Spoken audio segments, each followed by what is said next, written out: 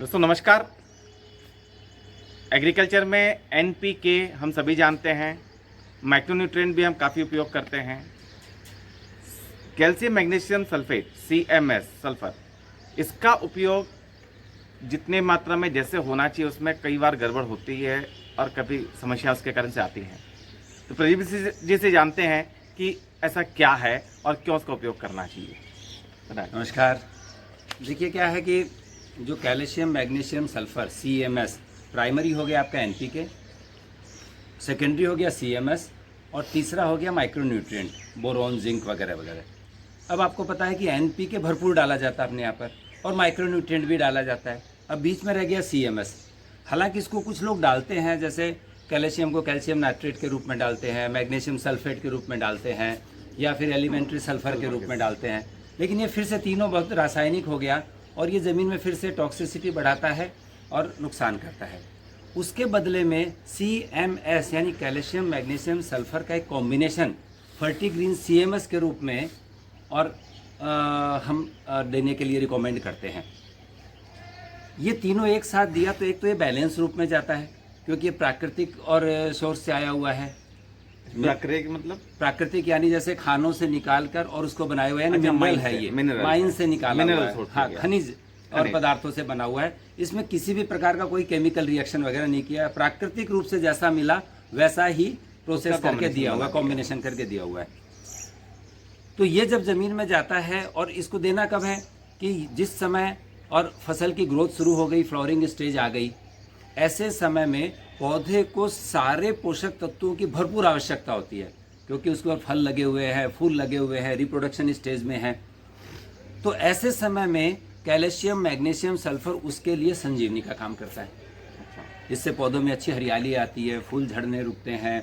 पौधों में सल्फर होने की वजह से जो प्राकृतिक रूप से जो नाइट्रोजन पौधों को मिलना चाहिए वो मिलना शुरू हो जाता है। सल्फर की वजह से जो ज़मीन में आने वाली कई तरह की बीमारियाँ हैं वो कम हो जाती हैं और फसल का वज़न भी बढ़ता है। विशेषकर हमने देखा है कि जो तिलहन वाली जो फसलें हैं जिसमें तेल की मात्रा रहती है, ऐसी फसलों में तो बहुत ही भयंकर और बहुत अच्छे परिणाम देखे गए। तो CMS वैसे उतना ही ज़रूरी है जैसे भोजन में और चावल और रोटी के साथ में सब्जी। समझिए, सेकेंडरी न्यूट्रिएंट का, सेकेंडरी सेकेंडरी न्यूट्रिएंट, बिल्कुल, इसीलिए सेकेंडरी न्यूट्रिएंट कहा गया है इसको। तो CMS के नाम से मैंने सुना है कि कोई इंडस्ट्रियल वेस्ट का भी फॉस्फोजिप्सम या इसका भी उपयोग करते हैं।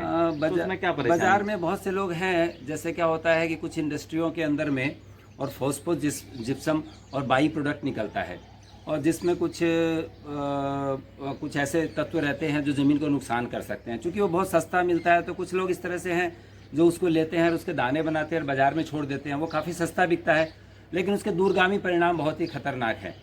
इंडस्ट्रियल वेस्ट है तो उसके हिसाब से बस इसीलिए वो सस्ता भी है। हाँ, चूँकि रॉ मटेरियल फ्री का मिल रहा है तो वो करते हैं, तो इसके दूरगामी परिणाम किसानों के लिए बहुत ही खतरनाक हो सकते हैं। फर्टिलाइजर CMS में सिर्फ हम इसका मिनरल ही लेते हैं या और भी कुछ है? नहीं, CMS ये तो बेसिक है ही। इसके अलावा हम कई और अन्य प्रकार के इसके अंदर में और न्यूट्रिएंट्स वगैरह ऐड करते हैं जो कि फसलों को पोषण प्रदान करते हैं और ज़मीन को स्वस्थ रखने में और सहायता करते हैं।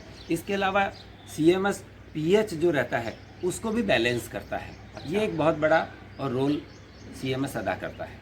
तो यानी मैं पूरी बात को एक साथ समेटूं तो पहली बात यह है कि जो फॉस्फोजिप्सम में इंडस्ट्रियल ग्रेड CMS या के नाम से जो आता है वो नहीं उपयोग करना चाहिए, उसका अपने नुकसान है। बिल्कुल नहीं करना चाहिए। जो आपका फर्टिग्रीन CMS प्रोडक्ट है जी, वो मिनरल से बनाया गया है तो इसलिए ज़मीन को नुकसान नहीं करेगा, उल्टा है ज़मीन को फ़ायदा करेगा, pH भी ठीक करेगा और कुछ और सेकेंडरी न्यूट्रिशन प्लांट को देगा। बिल्कुल देगा, उससे पौधे की समग्र विकास होगा। और उसके साथ आपने उसमें काफ़ी और न्यूट्रिएंट डाले हैं जिसकी वजह से भी ज़मीन और पौधे दोनों के लिए फायदेमंद रहेंगे।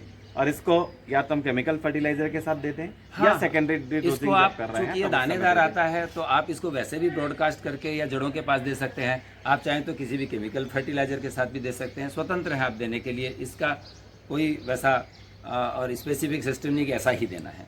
दोस्तों पूरे फायदे देखते हुए ये बहुत महत्वपूर्ण है कि हर क्रॉप में साइकिल में एक बार कम से कम CMS का उपयोग जरूर करें, फिर देखें कैसा चमत्कारिक परिणाम आपको मिलता है। धन्यवाद। आशा करता हूँ कि आपको हमारा यह वीडियो पसंद आया होगा। इसे लाइक, शेयर और कमेंट करें। बेल आइकॉन दबाकर हमारे चैनल को सब्सक्राइब करें।